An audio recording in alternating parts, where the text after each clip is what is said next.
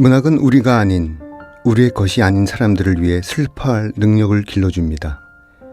문학, 세계 문학을 접할 수 있다는 것은 국가적 허영, 속물주의, 강압적 지역주의, 알맹이 없는 교육, 결함 있는 운명과 불운의 감옥에서 탈출하는 길이었습니다. 문학은 더 큰 삶, 다시 말해 자유의 영역에 들어가게 해주는 여건이었습니다. 독서와 내성의 가치가 끈질기게 위협받는 요즘, 더더욱 문학은 자유입니다. 수잔 손택의 에세이 문학은 자유다에서 읽어드렸습니다. 한때 누군가의 문장을 여권처럼 챙겨서 다른 세상으로 떠났던 기억을 떠올립니다. 책을 읽고 어떤 문장에는 밑줄을 긋곤 했지요. 그 문장을 편지나 일기에 옮겨 쓰기도 하고 휴대폰 메모장에 기록한 뒤 지하철을 타고 갈 때 들여다보기도 하고요. 그러면 지도에도 없는 나라로 떠나는 기분이 들곤 하지요. 문학이란 뭘까요? 이 세계와 저 세계를 넘나드는 여권, 우리의 것이 아닌 사람들에게도 건네는 손길, 누군가에겐 운명과 불운의 감옥에서 벗어나는 유일한 탈출구. 여기는 문학 라디오 문장의 소리입니다. 거리의 사람들 바람 따라 흐르면 서성이듯 혼자서 기다리고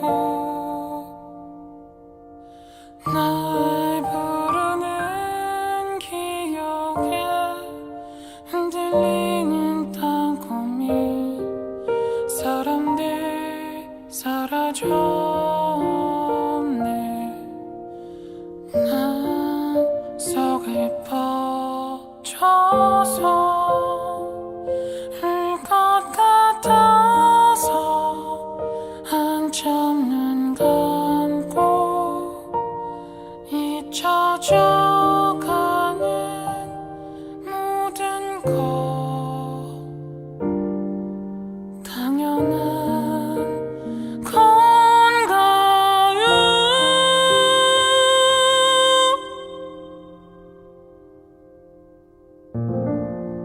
문학 라디오 헤이수의 문장의 소리.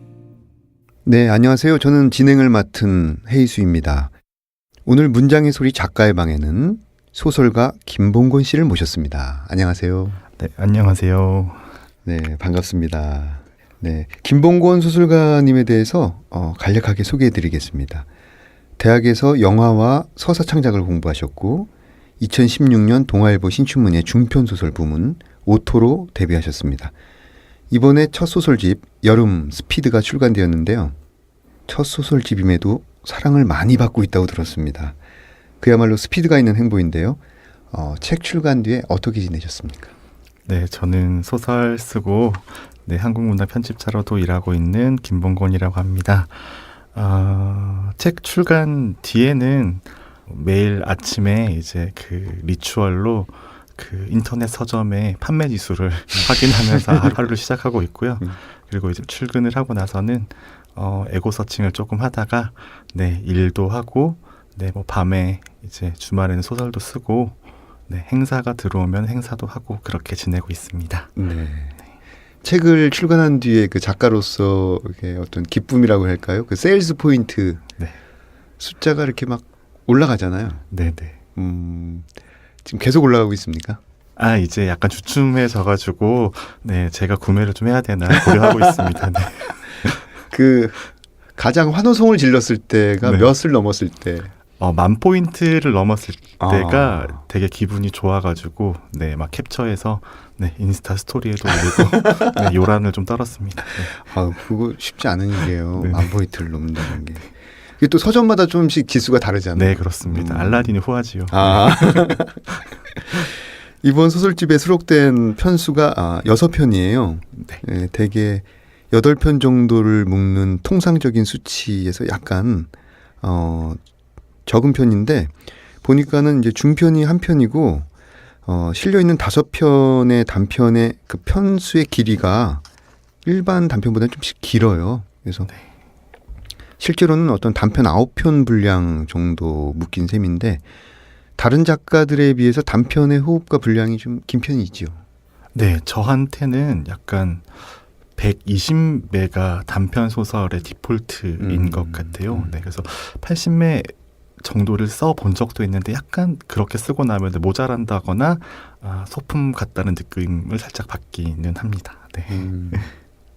네, 실제로 보면은 작가들이 단편 소설 분량을 각자 갖고 있는 그 길이가 조금씩 다 다른 것 같아요. 네, 맞습니다. 네네. 그래서 이제 120매 정도가 가장 적합한. 네, 저한테는 그 정도 쓰면은 단편이구나라는 생각을 하고 있어요. 그게요, 시간이 지나면 조금씩 줄어들더라고요. 네네. 기력이 쇠약해서 그렇군요. 네. 네, 이번 소설집을 읽으면서 네. 김봉곤 작가님은 그야말로 소설에서의 새로운 세대라는 생각이 들었어요. 네네. 그 어떤 소재적인 측면을 보면 어떤 데이팅 앱이라든지 네. 스마트폰이 가지고 있는 여러 기능, SNS, 이전 세대의 작가보다 훨씬 이것이 자유롭게 등장을 합니다. 그 표현에서도 어떤 물결 표시라든지 크크크, 뭐 어떤 욕설, 인터넷 용어도 자주 눈에 띄고요. 전체적으로는 어떤 감정을 표현하는 방식이라든지 어떤 성의 묘사 장면도 직접적이고 사실적이라는 인상을 받았습니다.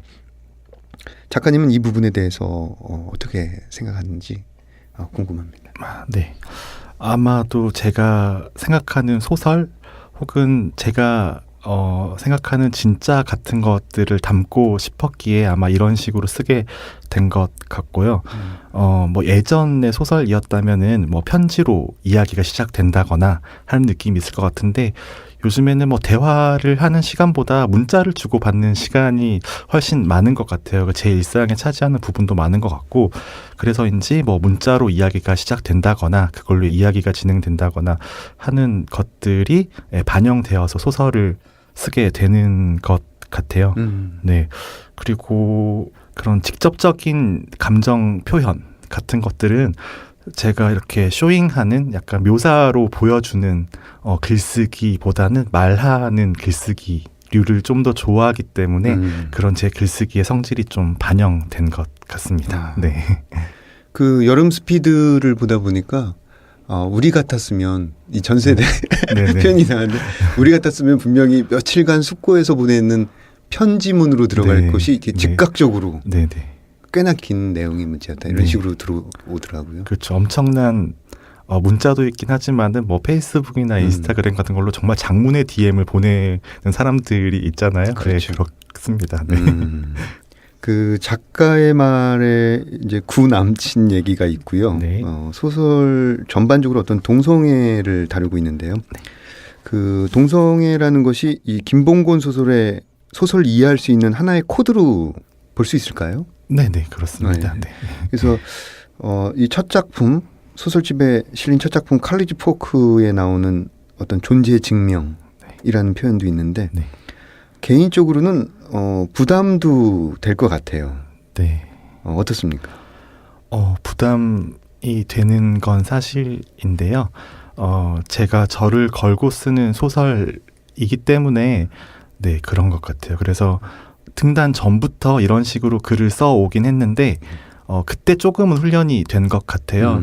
그래도 뭐 악플을 본다거나 뭐 나쁜 이야기를 들으면은 이게 제 소설에 대한 이야기이기는 하지만은 때때로 인신공격처럼 받아들여가지고 네, 혼자 울적하기도 하고 하지만 또 정신승리로 극복하고 네 그러고 있습니다. 이제 실제로는 이것을 이제 동성애라는 삼음절로 표현하지만 사실은 사랑이라고 해야겠죠. 네네. 네, 사랑이라고 해야 될 것이고 네. 궁금한 거는 이제 동성애를 다룬 어떤 다른 작가, 네. 다른 소설 어떤 이런 것들을 많이 읽고 또 영향받은 인상적인 작품들이 있는지 궁금합니다. 네네. 좋아하는 작품이랑 뭐 영향받은 작가가 거의 동일할 것 같아요. 네, 그래서 저는 프루스트의 소설을 되게 좋아하고 네, 많이 영향을 받고 제가 또 오마주하고 싶은 마음이 있고요. 또 롤랑 바르트는 뭐 문예 이론가라고도 할 수 있지만은 또 뛰어난 작가이잖아요. 네. 그래서 그가 쓴 에세이에 가까운 글 같은 것들을 보면서 영향을 받기도 하고 때로는 네, 거기서 또 영감을 받아가지고 제 나름의 지금의 이야기로 풀어내 보려고 노력을 하고 있기도 하고요. 또 가깝게는 김현신의 시 같은 것들을 보면서 네. 네, 동시대의 작가들은 어떻게 세상을 보고 있는가, 네, 그렇게 또 영향을 받고 있습니다. 네. 그 최근에 어느 한 기관에서 이 작금의 한국 문학을 규정할 수 있는 몇 개의 키워드를 골라달라는 질문을 받았는데 네. 제가 거기서 퀴어 네. 가 지금 굉장히 중요하고 네. 페미니즘 네. 그다음에 어떤 크로스오버 그 네. 흔히 장르로 치부하던 SF라든지 이런 것들이 주류로 진입하는 현상들이 있거든요. 네. 네. 이 중에서 이제 퀴어의 소설화에서 굉장히 지금 주목을 받는 네.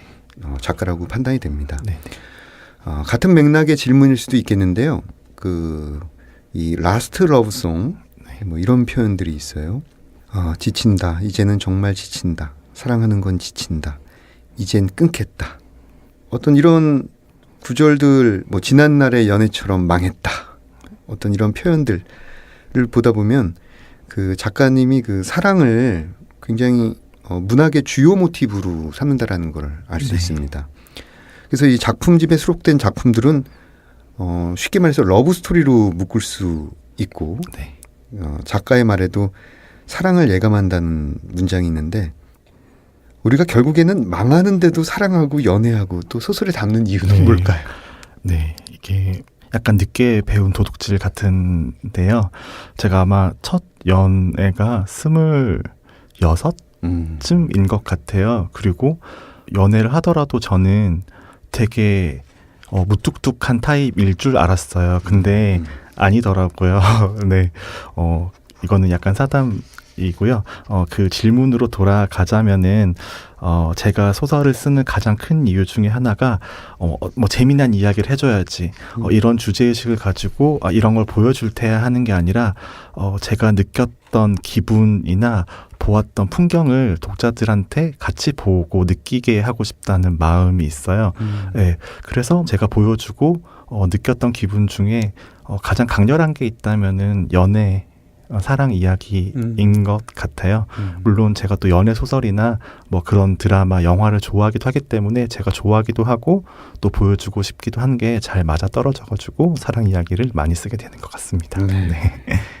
결국에는 망하는데도 사랑하고 연애하고 네. 또 소설에 담게 되는. 네. 근데 어쩌면 작가로서 굉장히 행복한 지점일 수도 있어요. 예, 사랑을 하고 또 실패한 것을 또 글로 풀어내고 그쵸. 그것을 또 독자들과 함께 공유하고. 네, 그렇습니다. 그래도 망해도 슬프지 않은 느낌, 보험 같은 느낌이 살짝 있죠. 네. 네, 망해도 견딜 수 있어. 네, 망해도 요거 소설 하나다. 네, 이런 느낌이 있습니다. 네. 네. 어떻게 음악도 자주 듣고 좋아하시나요? 작업할 때 듣는 음악이 있으신가요? 네, 작업할 때도 음악을 자주 듣는 편이고요. 좋아하는 음악은 소설집 내에서도 나오지만은 그 일본의 쇼와 시대에서 이제 활약을 하던 여자 아이돌 가수들을 많이 좋아하고요. 네. 뭐 마스다 세이코, 뭐 나카모리 아키나, 뭐 나카지마 미유키 이런 일본 여자 가수들을 좋아하는 편이고요. 네. 소설을 쓸 때는 이제 엔딩 전까지는 그 인스트루멘탈 트랙이라고 해야 되나요? 그러니까 가사가 없는 그 트랙을 들으면서 좀 쓰다가 엔딩을 쓸 때는 가사까지 있는 그 제가 이 소설로 보여주고 싶은 감정에 가장 가까운 듯한 노래를 반복해서 들으면서 소설을 쓰는 편이에요. 네. 말씀을 듣다 보니까 굉장히 재밌는 지점이 일본 쇼와 시대 그 여성 가수들을 이름을 쭉 뭐 마스다 세이코 외에 쭉 들어주셨는데 이 얘기를 제가 좀 더 듣고 싶습니다. 좀 더 말씀해 주시죠. 네. 네. 쇼와 시대의 그 화려함을 저는 굉장히 사랑하는 편이거든요. 그러니까 소설을 보시면은 느낄 수 있겠지만은 약간 미니멀한 사람은 제가 아닌 것 같아요. 좀 과하고 좀 격정적인 파토스 넘치는 그런 것들을 좋아하고요. 그 쇼와 시대의 그 가수들의 무대가 보고 있으면 정말 연출부터 무대까지 전부 다 미친 것 같아요. 진짜 돈을 어떻게 저렇게 쓸 수 있지 싶을 정도의 어마어마한 볼륨이고요.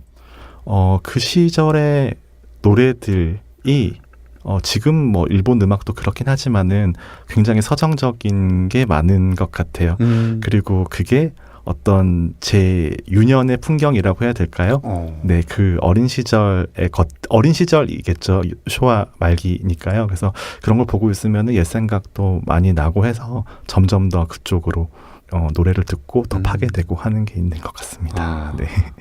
지금 말씀하신 그 여성 가수 3명의 각기 다른 개성과 특징이 있을 거잖아요. 네, 그렇습니다. 본인이 정의하는 바는 어떻습니까? 간략하게. 네, 마스다 세이코는 빛이라고 표현할 수 있습니다. 되게 밝고 화려하고 고음도 정말 잘 올라가는 밝은 정말 여름 해변 같은 느낌이고요. 그렇다면은 또 대비되는 게 나카모리 아키나입니다. 그림자, 어둠, 네, 약간 박복한 느낌까지 이게 노래를 부르다가 이제 눈물을 흘려요. 그 약 한 시대를 풍미했던 연출인 것 같아요. 난파선이란 노래를 부르다가 막 주르륵 한 눈물을 흘리곤 하는데요. 약간 지금 보면 웃기긴 한데 그 처연함이 또 아름답고 사랑스럽긴 하거든요. 네. 그렇고요. 나카지마 미유키 같은 경우에는 그 둘과는 조금 다른 약간 포크 계열의 가수예요. 그래서 엄청 웅장한 그 약간 에픽송이라고 부를 법한 그런 웅장하고 거대한 가사 오케스트레이션의 노래를 부르기도 하고요. 또 한편 그냥 통기타 하나로 초기작 같은 경우에는 통기타로 노래를 부르는 또 그런 가수이기도 합니다. 셋 다 다른 이유로 각기 다 개성이 있고 너무 좋습니다. 네. 아, 참. 지금 말씀을 듣다 보니까 네. 말씀하시는데 얼굴에서 빛이 막 나요. 안광이 막 나오고. 네, 영업할 때 기쁨이죠. 네. 그 김봉곤과 함께하는 쇼와 시대 음악 한번 했으면 굉장히 재밌을 것 같아요. 네.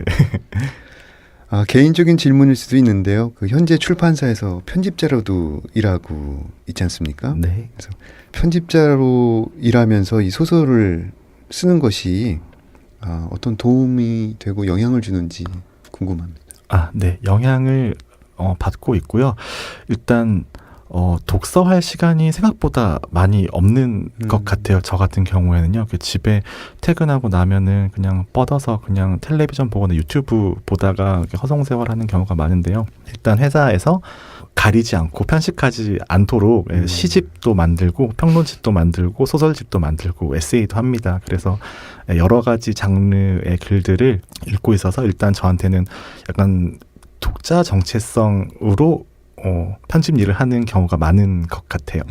네. 그래서 일단 뭐 좋은 글이니까요. 좋은 글을 보고 있으면 기분이 좋고, 제가 소설에 영향을 받는다면은 뭐 이야기의 구조라거나 어떤 뭐 처리 방식이 아니라 제가 가져올 수 있는 거는 단어인 것 같아요. 단어를 꼭 두세 개씩은 책 한 권 만들 때마다 훔쳐와서 제 소설에 집어넣습니다. 네.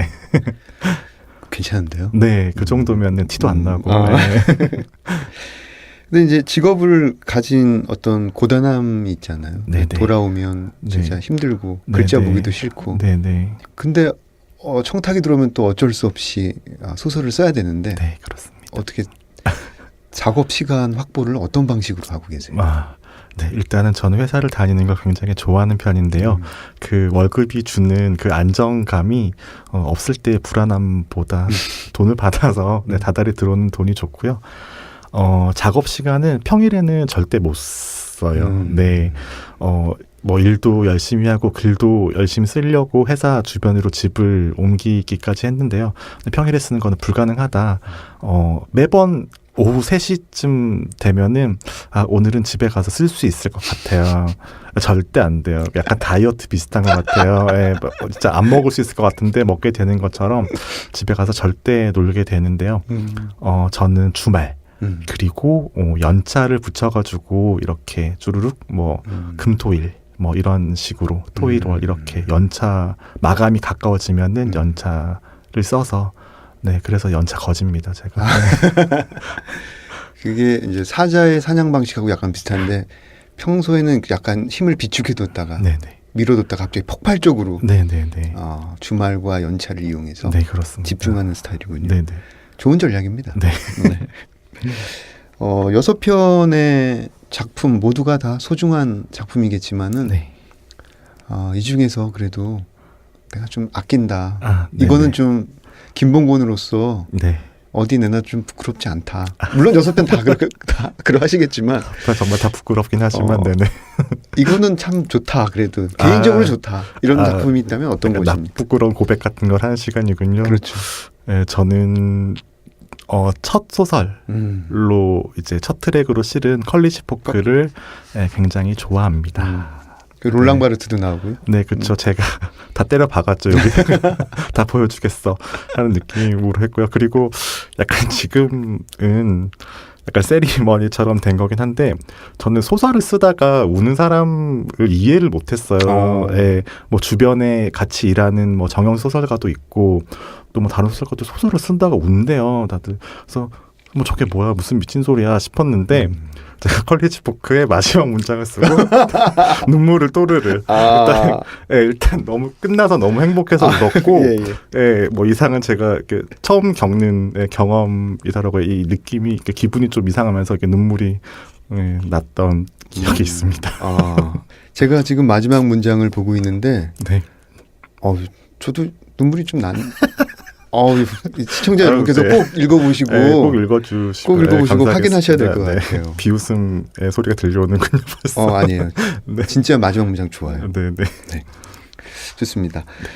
그 몇몇 단편의 그 예술대학교가 배경이거나 예술대학교 출신 인물이 종종 발견됩니다. 네.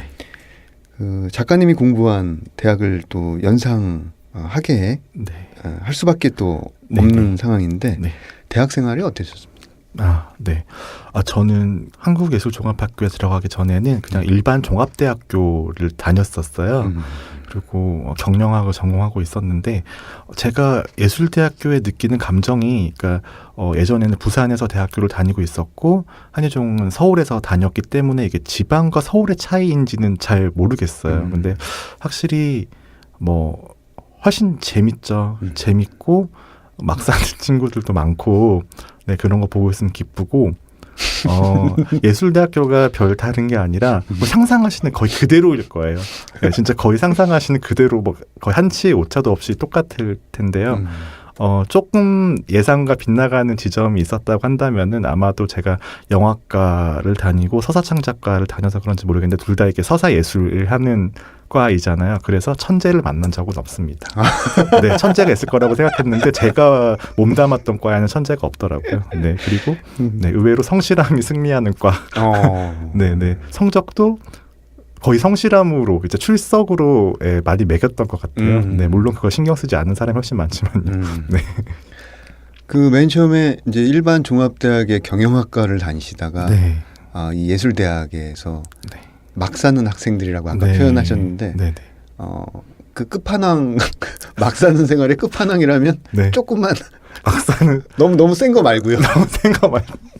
이것도 거의 상상 가능한 수준인 것 같아요. 학교 안 나오는 거죠. 학교 안 나오고 뭐 일단 영화과 같은 경우에는 돈이 많이 드니까 돈 버느라고 학교를 안 나오는 친구들이 진짜 많았고 그래서 학업은 사실 안 중요할 수도 있잖아요. 그렇기 때문에 일단 제작비를 만들자. 그래서 뭐 학교 안 나오고. 근데 이거는 막 사는 게 아닌 것 같으네요. 이거 되게 성실한 작업의 일부인 것 같으네요. 네. 여름 스피드.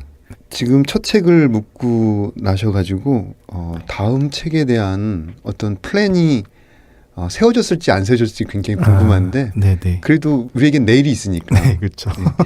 차기작은 어떤 방향으로 가실 것 같습니까? 네, 제가 그 여름 스피드를 6편으로 묶은 이유 중에 하나가 라스트 러브송을 딱 쓰고 나니까 다음 페이지로 넘어가고 싶다는 그 내적 열망이 강렬하더라고요. 그래서 일단 여기까지 끊고 싶다라는 생각을 했고 이제 그 뒤로 나는 달라질 것이다. 뭐 다르게 쓸 것이다고 했는데 마음을 먹는 것과 쓰는 것은 별개 이더라고요. 그래서 뭐 여전히 여름 스피드와 비슷한 소설의 변주이긴 한데요. 다음 차기작이라고 한다면은 가까운 시일 내에는 중편 소설 연재를 한 편 하게 될 것 같고요. 그걸까지 쓰고 나면은 두 번째 소설집 원고가 다 모이게 될 것 같아요. 그래서 출판사에서는 어떤 계획인지는 모르겠지만은 일단은 내년쯤에 두 번째 소설집을 낼 계획을 가지고 있습니다. 저는 최근에 발표된 단편을 읽었습니다. 벌써. 네. 그렇습니까? 네네. 예. 최근에 개간지에 발표된 걸 제가 읽고 왔는데 네네. 달라지려는 열망과 네네. 그다음에 그대로인 이전에 네. 쓰던 패턴이 네네. 오묘하게 맞물려 있는 네. 과도기를 보셨군요. 과도기적 현상을 네. 봤는데 뭐 나쁘진 않았습니다. 네, 네. 감사합니다. 좋다 나쁘다의 그런 네. 의미는 아니고요. 네네. 네, 그럼 이쯤에서 다음 코너로 넘어가 보겠습니다. 이번 코너는 내가 가장 사랑하는 문장들. 어떤 문장들을 가져오셨을지 소설가의 목소리로 직접 들어보겠습니다. 레지던스에 다다르자 세실리아가 잘가 하더니 돌아섰다. 그랬다가 다시 돌아와 나를 꽉 끌어안았다. 세실리아는 가슴도 장난 아니게 풍만해서 숨이 막힐 것 같았다. 추워서 얼른 집으로 가고 싶었지만 그렇게 안고 있지 않으면 일단은 더 추우니까 우리는 그렇게 힘주어 안고 있었다. 이윽고 얼어붙을 것 같은 내 귓가에 대고 세실리아가 말했다. 이렇게 웃은 건 아주 오랜만. 정말 배가 아프도록 웃었어. 한 번은 말을 걸 줄 알았지. 한 번은. 넌 울 줄 아는 애니까. 도서관에서 울곤 하는 걸 내가 봤으니까. 아주 오래 걸리긴 했지만 이제는 말해야겠다. 말해야겠어. 치훈이 걔는 쓰레기야. 그날 밤 취한 나를 데려다 주면서. 무슨 얘기인지 알겠어? 그런 건 연애도 뭣도 아니야. 그런 건 폭력이야. 정은아, 기집애야. 너 너무 재밌다. 어떻게 이렇게 재밌어졌어? 하지만 이젠 찾아오지 마. 다시는 찾아오지 마. 세실리아가 팔을 풀었다. 나는 내 안에서 무언가가 그렇게 빠져나가는 게 싫어서 세실리아를 붙들려고 애썼다. 하지만 세실리아는 안아주지 않았고 마지막 인사도 없이 자기 방으로 돌아갔다. 얼음 송곳과 구덩이가 있는 그 간소하고 조용한 방으로. 네, 낭송을 듣다 보니까 이 문장 속으로 목소리가 거의 다이빙한 듯한 거의 그 혼연일체가 된 듯한 느낌이 네, 쪽대본 연기. 쪽대본 연기. 했죠, 제가. 네. 네. 읽어주신 부분에 대해서 좀 더 이야기를 듣고 싶습니다. 네. 어느 작가의 네. 무슨 작품인지. 네, 김금희 소설가의 너무 한낮의 연애 소설집에 들어있는 세실리아라는 단편입니다. 제가 너무너무 좋아하는 소설집이자 그 속의 소설이고요. 이 가장 사랑하는 문장을 찾아달라고 했을 때 제일 먼저 이게 떠올랐고 이것 말고는 네, 생각이 나지 않을 정도로 정말 사랑하는 소설이자 문장이었습니다. 네. 어떤 점에서 그렇게 좋던가요? 그 대사가 일단 네, 정말 슬픈 대사들이죠. 다시는 찾아오지 말라고 하는데 또 이 대사 내에서의 또 생기 같은 게 있는 것 같아요.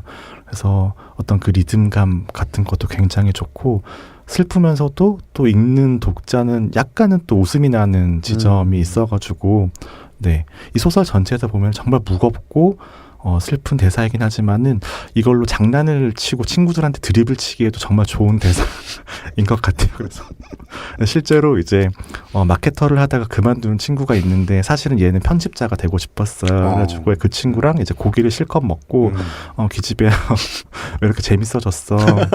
편집자가 되기 전까지는 다신 찾아오지 마라고 헤어진 기억이 있습니다. 네. 응용력이 네.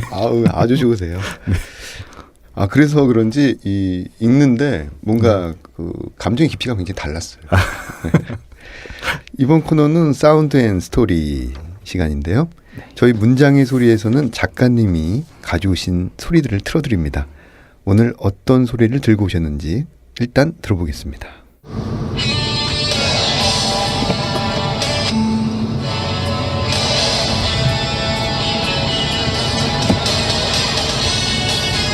(5km) 이상 직진하는 구간입니다.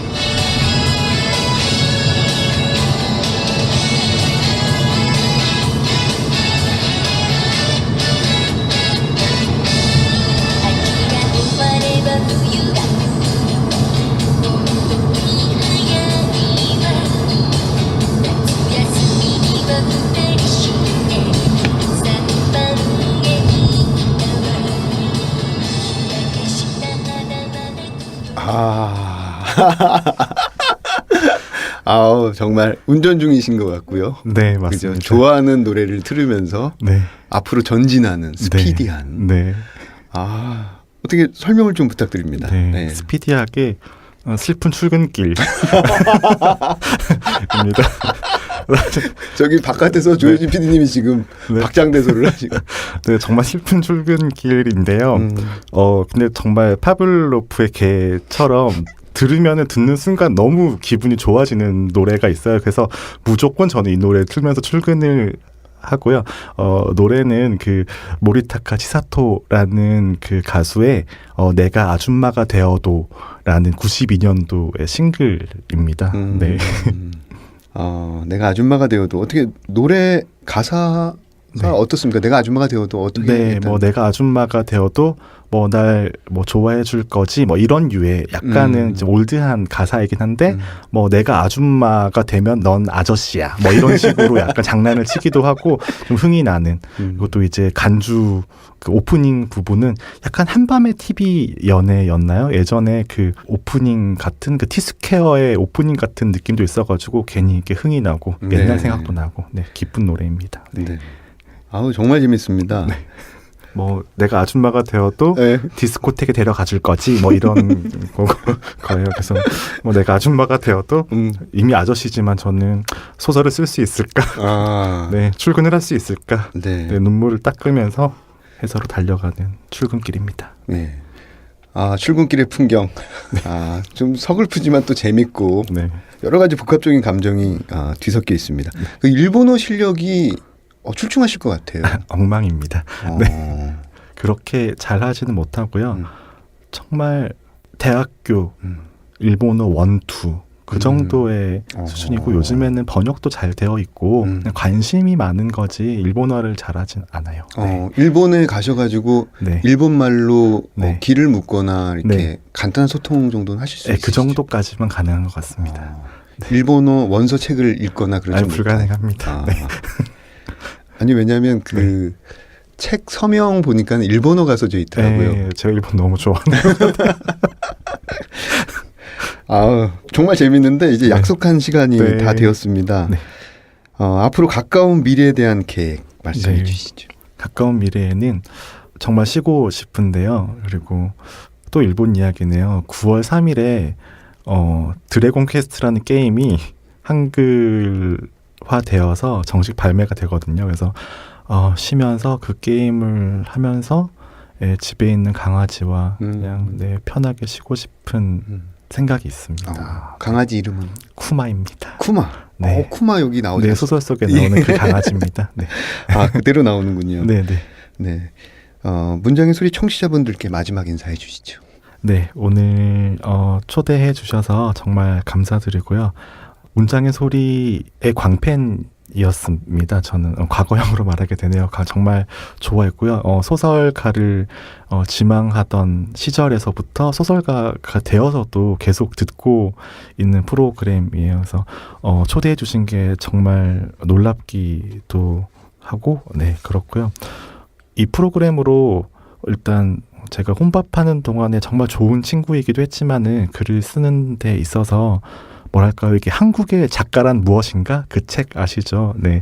그 귀로 듣는 작가란 무엇인가라는 느낌이 있었기 때문에 글 쓰는 데에도 네, 마음을 다지는 데에도 정말 많은 도움을 준 곳이라서 감사의 인사를 드리고 싶고요. 네, 오늘 이상한 소리만 하다가 가는 것 같지만은 네, 들으시는 청취자 여러분들께서도 재미가 있었다면 좋겠습니다. 감사합니다. 네. 앞으로 좋은 글 많이 써주시고요. 저는 김봉권 소설가님 보내드리고 2부 책들의 방에서 뵙겠습니다.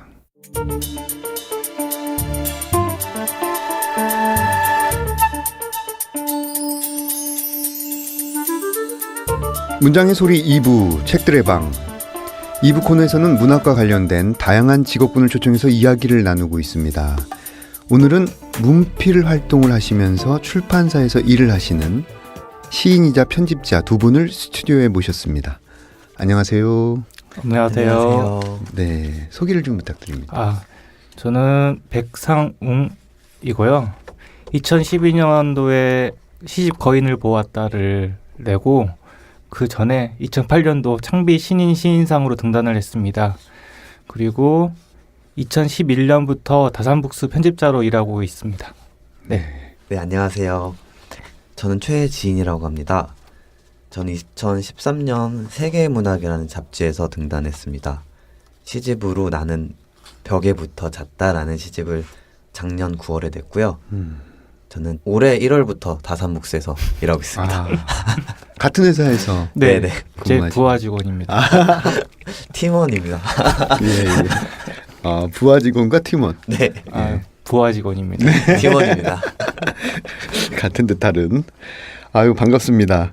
이번 여름 엄청 더웠잖아요. 어떻게 이 더위를 피하셨어요? 저 같은 경우에는 목에 얼음 물수건 놓고 가만히 책 읽기라든지 에어리즘 내입고 선풍기 2대 틀기, 외출 약속 안 만들기 이런 전법을 구사했는데 두 분 어떤 전법으로 이 여름 더위를 피하셨는지 백상욱님부터 말씀해 주시죠. 저는 지난주 여름휴가였는데 어디 안 가고 집에서 이번 달 에어컨비 전기세는 포기하고 에어컨 빵빵 틀어놓고 집에만 있었습니다. 외출 약속 안 만들기 전법을. 원래는 야구를 보러 가려고 했는데 다행히도 제가 응원하는 팀이 정말 못하고 있어서 그냥 집에만 있었어요. 다행이네요. 네. 네, 최지진님.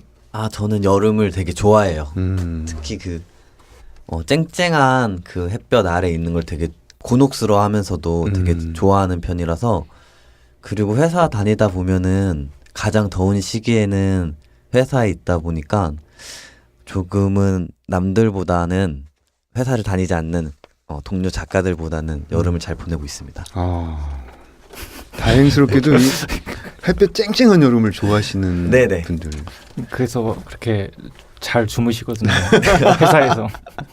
여름이 좋아서. 제가 얼마 여름이 전에 몰랐는데 네.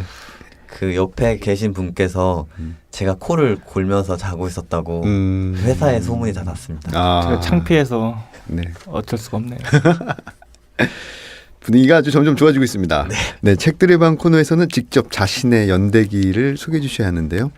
벌써부터 궁금해집니다. 먼저 백상훈 시인님부터 나의 연대기 들어보겠습니다. 이거 쓰다 보니까 좀 창피해지더라고요. 그래도 한번 써와봤습니다. 네. 나의 연대기. 1980년 음력 12월 10일 전라남도 여수시에서 태어나다. 지금은 지도에서 찾아볼 수 없는 지명인 여천시에서 자라다. 초등학교 입학할 무렵 이사할 집 주인 소유의 경운기에 세간을 싣고 봉계동에서 주삼동으로 이사를 가다.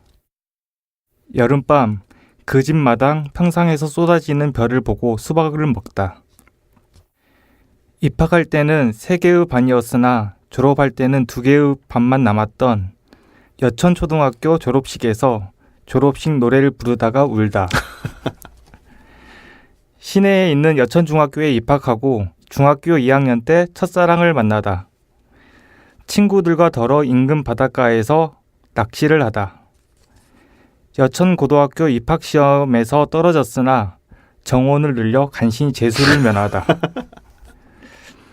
고등학교 1학년 때 4명의 친구들과 오조클럽을 결성하다. 1조씩 모아 도합 5조를 만들자는 의미였다. 1997년 여수시, 여천시, 여천군의 3려 통합으로 집 주소가 바뀌다. 고등학교 2학년 첫사랑의 친구와 생애 첫 연애를 시작하다. 글을 쓰겠다고 마음먹고 문해창작학과로 진로를 결정하다. 1999년 온광대학교 문해창작학과에 입학하고 동아리 온광문학회에 가입하다. 군대를 다녀오고 휴학과 복학을 반복하다가 2006년 수능을 다시 치르고 우석대학교 문해창작학과에 입학하다. 대학문학상을 수차례 받다. 2008년 창비 신인 시인상으로 등단하다. 2011년 서울로 올라와 첫 직장을 잡고 편집자 생활을 시작하다. 2012년 사내 연애를 시작하다. 2012년 북가자 이동 보증금 300만원, 월세 15만원 옥탑방에 새들다. 애인과 함께 옥상에 앉아 두런두런 차를 마시는 것을 즐기다. 2012년 첫 시집 거인을 보았다를 내다. 2013년 첫 전세 계약을 맺고 파주로 이사를 가다. 집 앞 농두렁 산책을 가거나 아울렛에서 과소비를 하다. 2015년 12월 19일 결혼을 하고 북가자 일동의 신혼집에 들어가다. 2016년 여름 휴직을 하고 방콕에서 한 달을 지내다가 돌아오다. 2016년 겨울 회사를 그만두고 치앙마이에서 한 달을 지내다가 돌아오다. 2017년 12월 전에 다니던 회사에 재입사하다. 2018년 1월 체지인 입사하다. 2018년 8월 13일 현재 시집 원고를 만들고 있으나 잘 되지 않는다. 네, 이상입니다. 네. 아, 여천시 여천초등학교를 졸업하신 거예요? 네, 여천초등학교, 여천중학교, 여천고등학교. 그러니까요. 네, 이렇게 졸업했습니다. 3개의 반에서 2개의 반으로 줄어든 여천초등학교. 네. 아, 그 사이에 학생들이 많이 좀 떠나간 것이죠? 네, 그때는 그쪽 지역이 특이한 지역이었어요. 그 집주인들은 농사를 짓는 분들이 많았고 네. 세든 분들은 여천공단에서 일하시는 분들이 많았어요. 근데 갑자기 좀 도해지로 많이 도시로 해봤자 한 30분 거리, 20분 거리인데 거기로 많이 떠나고 갑자기 줄어들었더라고요. 근데 지금은 되게 학교가 많이 커졌다고 들었어요. 그 졸업식 노래를 부르면서 울었던 그 까닭은 뭘까요? 아, 그 졸업식 노래 중에 잘 있거라 정등교시라 그 부분에서 울었어요. 보면 교실 허물고 새로 짓고 하면서 저희가 가서 막 이렇게 못도 주고 겨울에 나무도 주워다가 땔감도 하고 그랬던 교실 이야기를 노래를 하다 보니까 친구들이랑 뛰어놀았던 그 시절이 떠오르더라고요. 네네. 그래서 펑펑 울었어요. 왠지 목이 메입니다. 아니, 여천중학교 2학년 때 첫사랑에 빠지고 고등학교 2학년 때 그 첫사랑 친구가 첫 연애를 네. 하게 되는 것이죠. 네, 제가 첫사랑은 손도 못 잡아보고요. 네. 그 친구의 그 내가 첫사랑했던 그 친구의 친구를 네. 학원에서 만나서 네. 네, 연애를 시작했죠. 아, 그러니까 중학교 2학년 때 빠졌던 첫사랑의 친구와 네, 그렇죠. 첫 연애를 하게 된 거였군요. 네. 아, 그러니까 알겠습니다. 아, 지금 연대기를 듣다 보니까 굉장히 이동이 많아요. 약간 노마드라고 해야 되나요? 네, 그렇죠. 예, 유목 쪽인 것 같은데 이렇게 이곳 저곳 쉽게 말해서 이제 대학도 원광대에서 이제 우석대로 네. 같은 문예창작학과에서 문예창작학과로 이동이 된 거죠. 네네네. 어떻게 이렇게 본인의 성격이 어떤 곳에 정주하지 않고 이주하는 것에 대해서는 어떻게 생각하십니까? 제가 예전에 종북이라는 시를 썼거든요. 지금 뭐 시집에는 없는데 예전에 썼던 첫 문장이 본의 아니게 종북이다라는 말을 썼거든요. 네. 전라남도 여수시에서 태어나서 학교는 중간인 전라북도에서 다니고 그리고 서울에 직장을 잡았는데 결국은 파주에 또 전세를 얻어서 이주하는 통일전망대 근처에서 북한이 보이는 그래서 본의 아니게 종북이다라고 했는데 저는 한 곳에 머무르는 걸 정말 싫어해요. 성격이 그렇고 저는 될 수 있는 한 우리나라를 떠나고 싶은 생각도 많이 들어요. 네. 어떤 유목의 피, 방랑자의 그건 좀 꾸며진 거 같고 그냥 좀 가만히 앉아 있고 이러는 건 좋아하는데 되게 그냥 너무 익숙해지면 실증이 나더라고요. 뭔가 새로운 곳을 향해서 움직이시는 경향이 강한 것 같습니다. 그 여천고등학교 5조 클럽 멤버들은 지금도 만나십니까? 네, 지금도 가끔씩 만납니다. 누구의 결혼식, 누구의 상 당했을 때 이런 식 때 더러 만나죠. 네, 그럼 백상욱님의 연대기에 2018년 1월 최지인 입사하다. 네, 이 최지인님의 나의 연대기 들어보겠습니다. 나의 연대기. 외할머니는 이리시에서 식당을 했어요. 이리는 익산의 옛 이름입니다.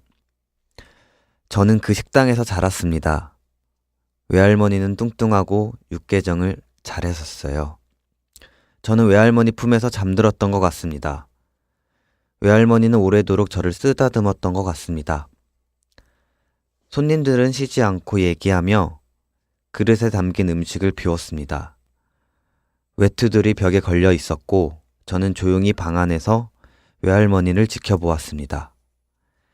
가끔은 너무 지루해서 정처 없이 걸었습니다. 걸으면서 뒤를 돌아보았습니다. 왠지 혼이 날 것 같았지요. 외할머니는 갑상선 암으로 입원하셨어요. 저는 그때 암이 얼마나 무서운 병인지 죽는 게 뭔지 알지 못했습니다.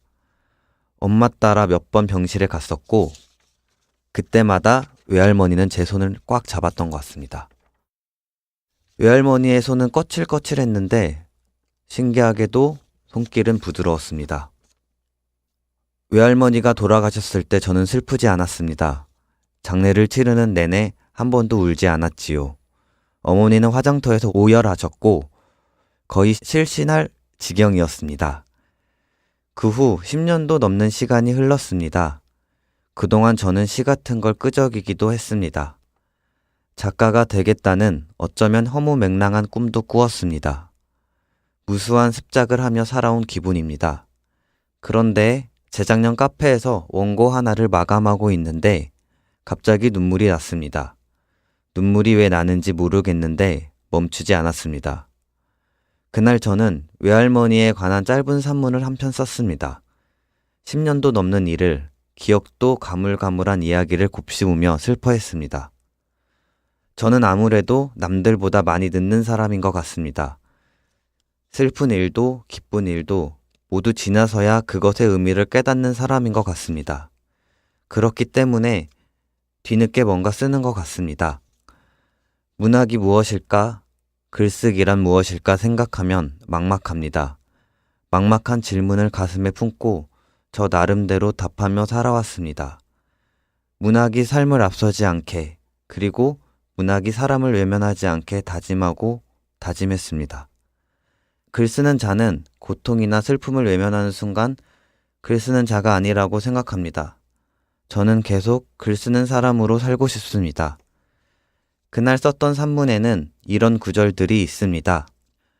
기억 남는 외할머니 일화가 있다. 한 기독교 신자가 식당에 와서 외할머니에게 교회에 나오라고 했는데 외할머니는 식당 때문에 갈 수 없다 했다. 그 말을 들은 신자는 그런 마음속에 교회를 짓고 거기서 예배를 드리라 했다. 광장 바깥에도 수많은 마음이 있다는 걸 나는 믿는다.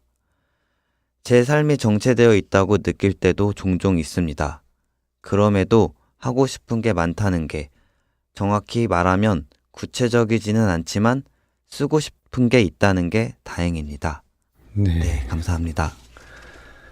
아, 외할머니에 관한 기억이 굉장히 강렬하고 그 기억이 굉장히 오래가는 네.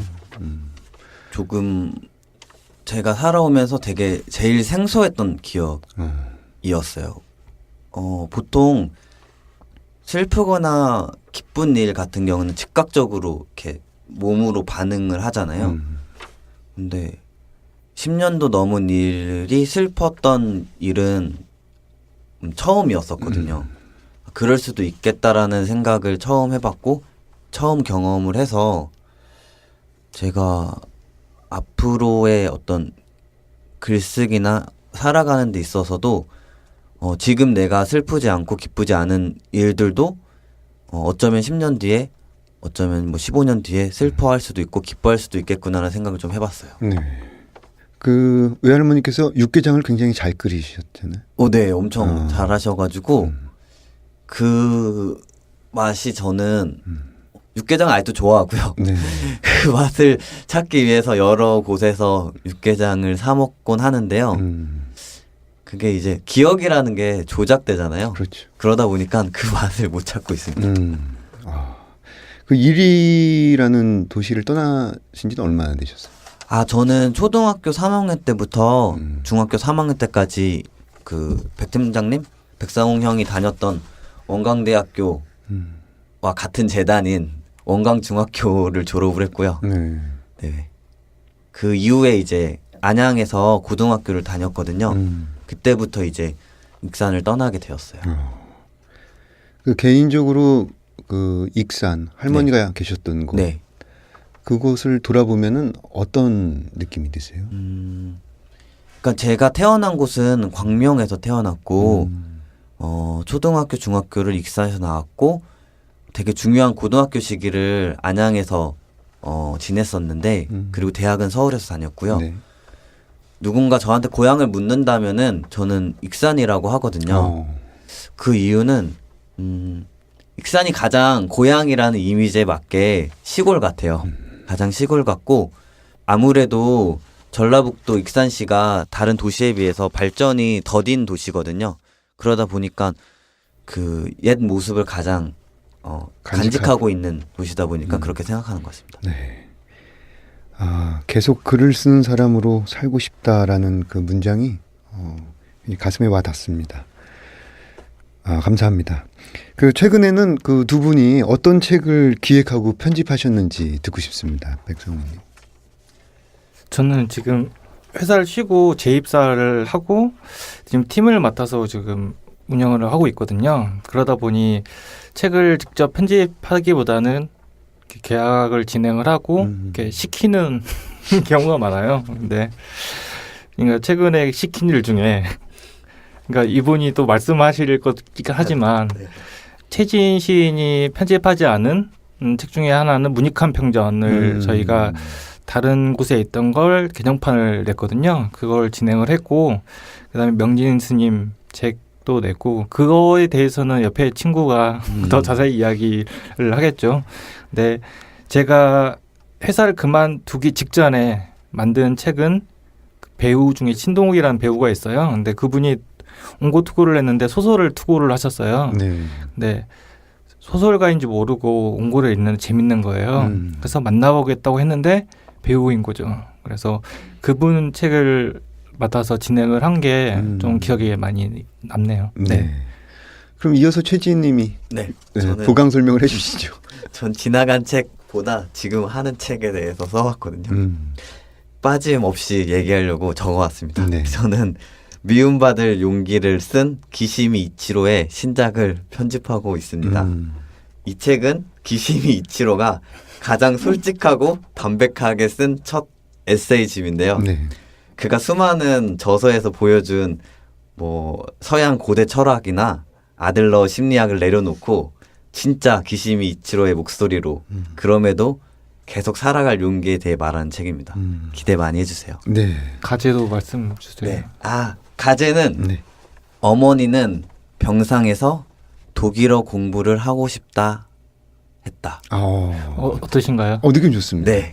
그게 가제. 보도자료를 접한 기분이에요. 어머니는 병상에서 독일어 공부를 하고 싶다고 하셨다. 네. 좋습니다. 저도 대학 다닐 때 그 이상적으로 여기던 모습이 있어요. 왜 자신의 글을 쓰고 다른 이의 책을 만들면서 조용히 문학하며 살아가는 모습.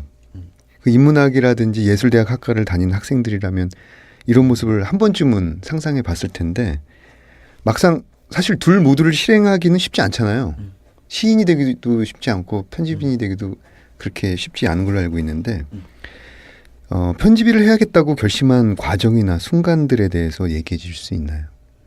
저는 편집 일을 해야겠다고 생각한 건 그러니까 제가 좀 늦게 첫 직장을 잡았거든요. 30대 초반에 잡았으니까 더 이상 안 되겠다. 내가 시로는 먹고 살 수 없다고 애초에 생각은 했지만 더 이상은 안 되겠다 해서 그때부터 이력서를 준비하기 시작했죠. 사실은 편집 일을 하겠다고 마음먹은 건 그나마 승산이 있겠다. 30대 초반인 나도 받아줄 수 있겠다라고 생각을 하고 전략적으로 이력서를 막 내기 시작했죠. 면접도 보러 다니고 했는데 일단 나이 그리고 경력이 없다는 점 이 두 가지 때문에 되게 많이 떨어졌어요. 그래서 상처도 많이 받고 하다가 이 회사에서 저를 뽑아주셨죠. 예, 그래서 애초에 첫 번째 목적은 돈을 벌겠다. 두 번째 돈을 벌지 않은 시인이 되고 싶진 않다. 예. 여기서 돈을 벌겠다는 것은 이제 어떤 경제적 자립 같은 개념이겠죠. 아니 그냥 부자가 되고 싶다. 5조. 네, 그렇죠. 5조 클럽에 1조는 담당을 해야 되지 않겠나. 네. 재밌습니다. 네, 최지은님. 저는 다행히 등단이 빨랐어요. 음. 왜 다행이라고 하냐면은 등단이 빠르지 않았다면은 지금 뭐 대학원에서 시를 공부하거나 그러니까 돈을 버는 일보다는 아직도 공부를 하는 일을 하고 있을 것 같아요. 제 주변 친구들도 아직도 대학원에서 공부하는 친구들이 많거든요. 다행히 등단이 빨랐고 주변에 그 좋은 선후배 분들이 있었어요. 선배 작가들이죠. 후배는 없었으니까. 그분들이 항상 저한테 했었던 말이 아까 상웅 형이 얘기한 것처럼 먹고 살기 힘들다라는 얘기를 진짜 만날 때마다 했어요. 그러니까 직장을 가져라. 직장을 가져야 한다란 말을 정말 많이 하셨고 저도 상웅이 형 얘기를 듣고 내가 언제 편집자가 되겠다 마음을 먹었는지 생각해봤는데 어느 술자리에서 신철교 시인이 편집자 일을 하면서 시를 쓰면 좀 나을 거다라는 얘기를 했었고 되게 구체적인 계획까지 해주셨어요. 한겨레 출판학교라는 곳이 있으니까 거기에 대학교 휴학을 하고 한 학기 그쪽에 다니고 그 이후에 이제 취직을 해보고 취직이 정 아니다 싶으면은 그때 대학원을 가도 늦지 않다라는 어떤 진짜 구체적인 해법을 주셔서 저는 그거를 충실히 따른 후배였죠. 야, 네. 그 우주만한 슬픔을 안고 계신 네네. 분이 어떻게 그런 구체적인 스텝을 그분도 사실은 예전에 출판 편집인으로 한 3달인가 4달인가 일했었는데 이제 자기는 출퇴근하는 삶이 맞지 않는다고 생각하고 대학원에 다시 가셨죠. 네. 네. 재밌습니다. 네. 이런 질문을 많이 받을 듯한데요. 그 하시는 일, 편집 일과 창작을 병행하는 것. 그 힘들 때도 있지만 또 상호 도움이 될 때도 있을 듯해요. 어떤가요? 저는 예전에 이런 질문을 받게 되면 저는 글 쓰는 행위도 노동이라고 생각을 했고, 그러니까 예전부터 그렇게 생각을 했고, 직장을 잡게 된 계기도 내가 시를 8시간 동안 앉아서 쓸 수 없겠구나.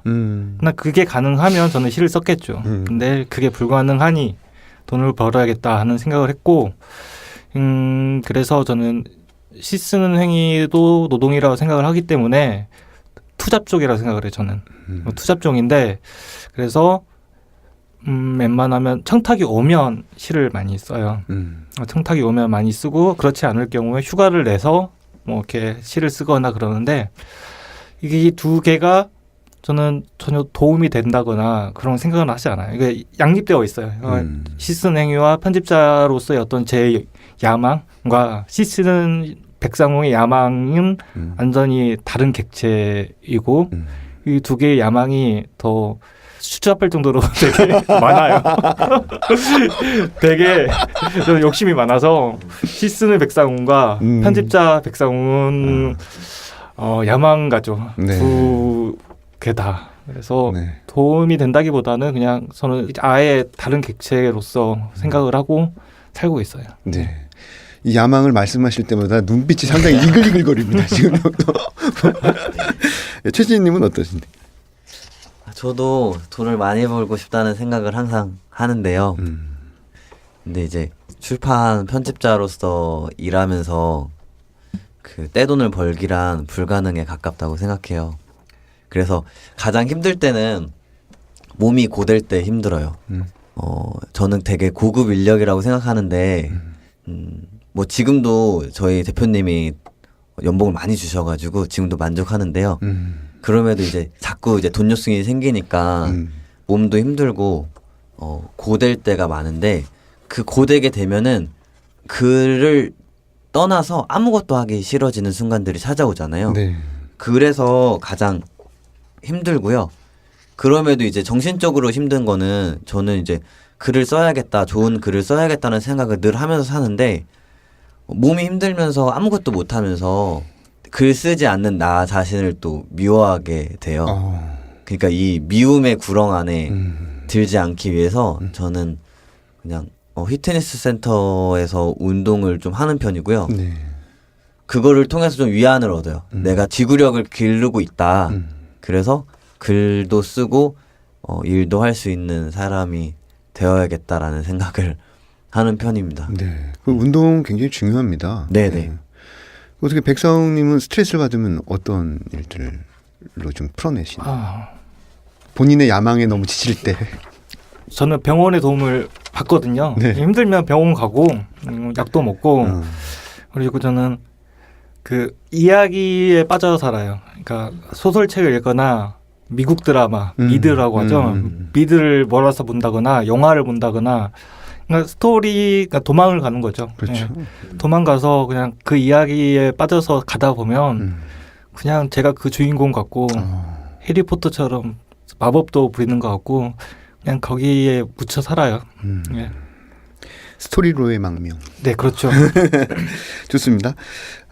그 왜 종일 다른 작가들의 문장, 즉 타인의 문장을 보고 들어와서 자신의 문장을 쓰는 일로의 스위치 전환이 좀 쉽진 않을 듯 보입니다. 그래서 일종의 예열이 필요할 듯한데 어떤 특별한 예열 습관이 있나요? 뭐 저 같은 경우엔 이제 의자에 앉았을 때 막 염주를 막 이렇게 천천히 돌리거나 묵주를 돌리면서 이제 기도를 한다거나 이러면 좀 효과가 좀 있더라고요. 백상욱님 어떤 예열 습관이 있으신지?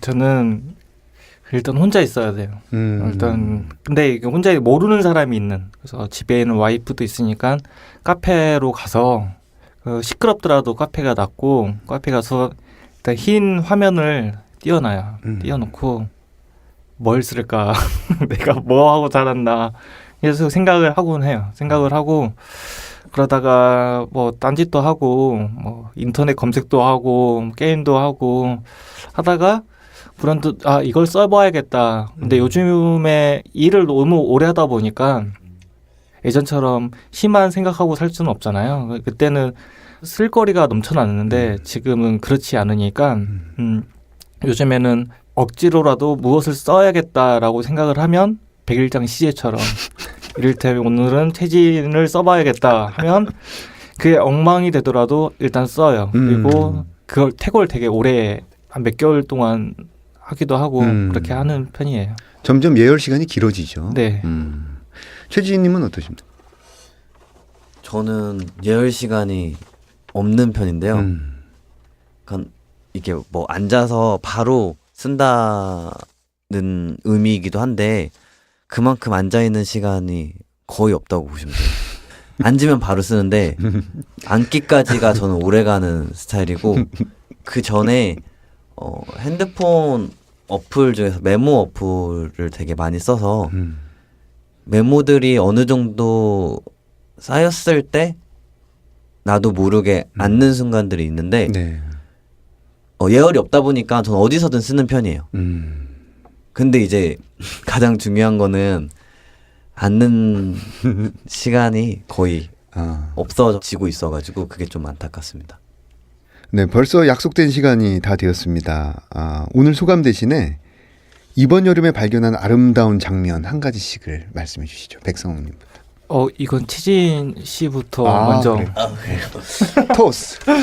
생각이 안 나서. 어려운 질문인데 제가 그 이번 여름 휴가 때 나오시마라는 섬을 간 적이 있는데요. 그 나오시마에 안도다다오가 설계하고 건축한 미술관들이 펼쳐져 있었어요. 그러면서 조금 부러운 생각도 들었어요. 왜냐면은 나오시마가 버려진 도시였는데 미술관들로 인해 가지고 다시 생기를 얻었고 사람들이 일자리를 얻고 더불어 살아간다는 그 모습이 조금 부럽다는 생각이 들었고 저희도 대단한 기업들이 많잖아요. 네. 뭐 삼성이라는 대단한 기업이 있기 때문에 저희도 충분히 가능한 황폐화된 도시에 삼성의 자본이 들어와서 그 도시 재생을 하면 어떨까라는 생각을 좀 해봤습니다. 네. 버려진 도시가 어떤 문화를 통해서 다시 꽃을 네. 피우게 되는 네네. 그런 모습을 보셨군요. 네네. 네, 백상욱. 네. 전 작년 여름에 몽골에 다녀왔었거든요. 몽골 한참 더울 때. 고비 사막, 그 사막산을 올라갈 때 어떤 그 느낌이 아직도 생각나는데 올해 여름에는 아침에 출근했을 때 그 내 자리가 있는 게 그렇게 아름다워 보이더라고요. 예전에는 그게 없었을 때 백수 시절에는 좋았지만 회사에 책상이 없다는 게 너무 고통스러웠거든요. 그렇죠. 네. 아무리 고비 사막에 광활한 모래산이 있어도 이 작은 자기 그렇죠. 의자 하나. 그 지저분하고 약간 냄새 날 것 같은 그 자리가 그렇게 아름다워 보이더라고요. 네, 감사합니다. 문장의 소리 이제 마칠 시간인데요. 이어서 첫 책을 낸 작가들의 소개가 있겠습니다. 여기까지 저는 헤이수였고요. 이 두 분은 다음 주에 또 한번 뵙겠습니다. 여러분 감사합니다.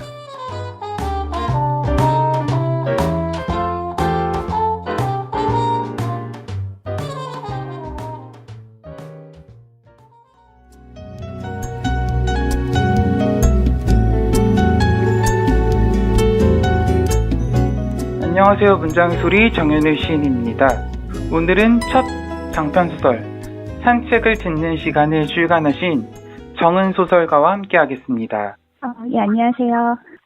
저는 이번에 사계절 문학상 대상을 받게 돼서 그 수상작으로 산책을 듣는 시간이라는 첫 장편 소설을 내게 된 작가 정은입니다. 네, 너무 축하드립니다. 사계절 문학상을 받으시면서 첫 책이 나오신 건데 기분이 어떠세요? 일단 기분이 되게 좋기도 하고 좀 걱정도 되고 그런 것 같아요. 걱정이라면 어떤 걱정일까요? 이게 아무래도 청소년 소설이다 보니까 이제 청소년들이 많이 읽을 텐데 그 나이 때 생각해보면은 책 같은 것에 영향을 되게 많이 받잖아요. 어른들 말을 좀 의심없이 잘 받아들이기도 하고 책에 쓰여져 있는 것을 되게 믿는 경향이 있기 때문에 제가 그랬었고 그래서 청소년들 이 책을 읽을 텐데 저도 아직 성숙한 어른이 아니어서 제가 제대로 이렇게 좋은 길로 이렇게 뭔가 얘기를 해줘야 될 것 같은데 이게 좀 걱정이 되더라고요. 네. 소설을 관통하는 몇 가지 키워드를 말한다면 어떤 것들이 있을까요? 이해나 관계, 배려 이런 것에 중점을 줬고요. 그래도 주인공인 수지가 소리를 듣지 못하는 아이라서 장애라든가 가족이라든가 그런 것도 키워드가 될 수 있을 것 같아요. 저도 그 수지라는 아이가 되게 굉장히 인상이 깊었는데 네. 장애가 어떤 몸의 불편이 아니라 남이 갖지 못하는 능력 혹은 자기만이 가질 수 있는 아름다운 상처?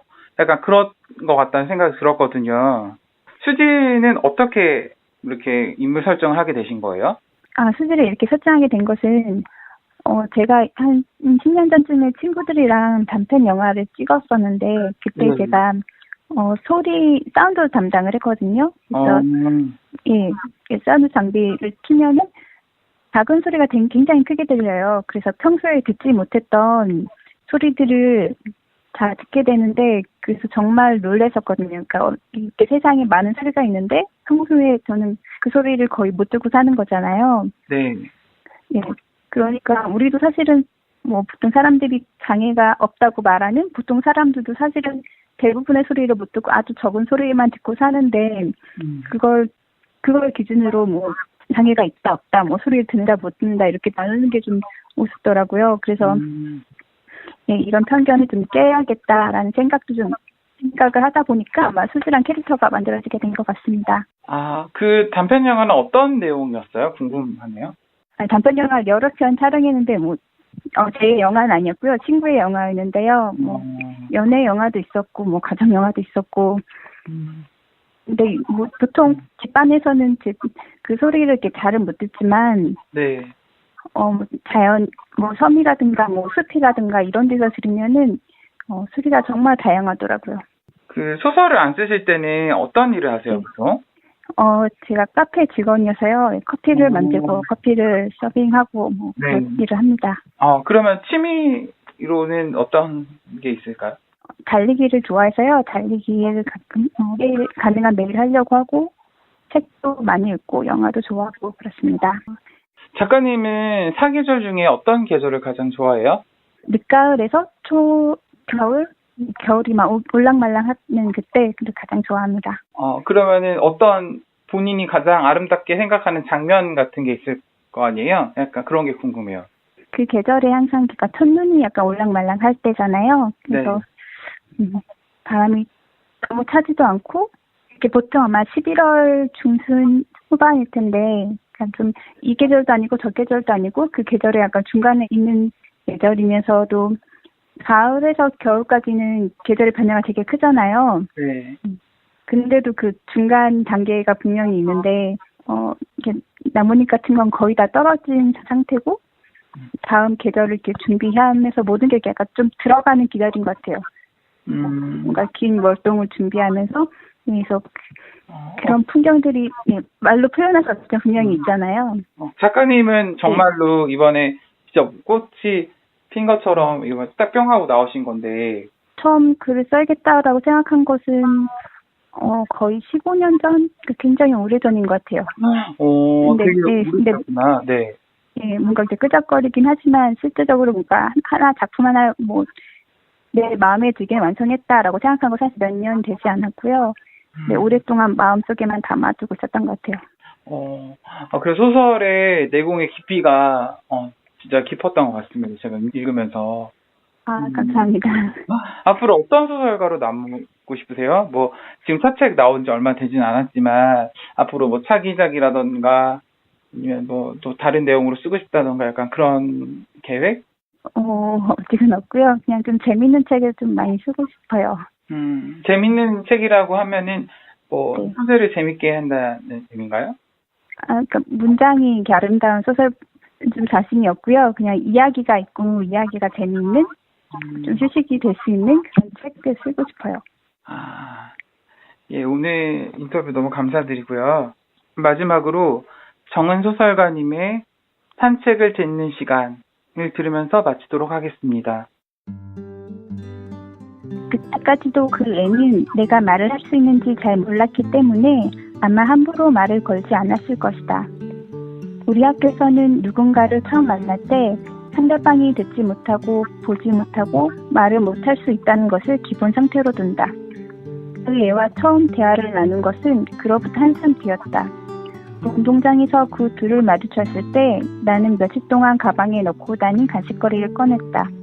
냄새를 맡은 개는 꼬리를 격렬하게 흔들며 기뻐했다. 뭘 좋아할지 몰라서 나는 여러 가지를 준비해왔다. 당근, 게 비스킷, 유포와 개껌을 꺼내 하나씩 내려놓았다. 개는 침착하게 앉아서 그 애를 쳐다보았다. 그 애는 고개를 가볍게 끄덕했고 개는 당근부터 순서대로 한 입에 바닥을 쏘면서 1초 만에 다 삼켜버렸다. 그리고 나에게 다가와 눈을 반짝반짝 빛내며 간절하게 올려다 보았다. 나는 무릎을 굽히고 쭈그려 앉아서 개와 눈높이를 맞추고 머리를 쓰다듬어 주었다.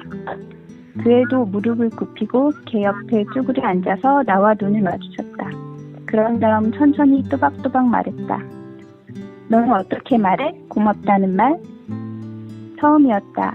나의 언어로 고맙다는 말을 어떻게 하는지 묻는 사람은.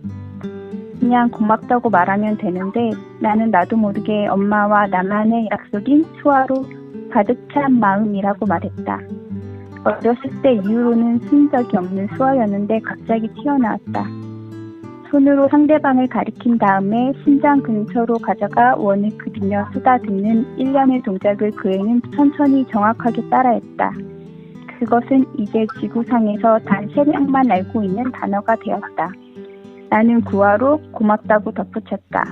그런 다음 우리 셋은 함께 걷기 시작했다.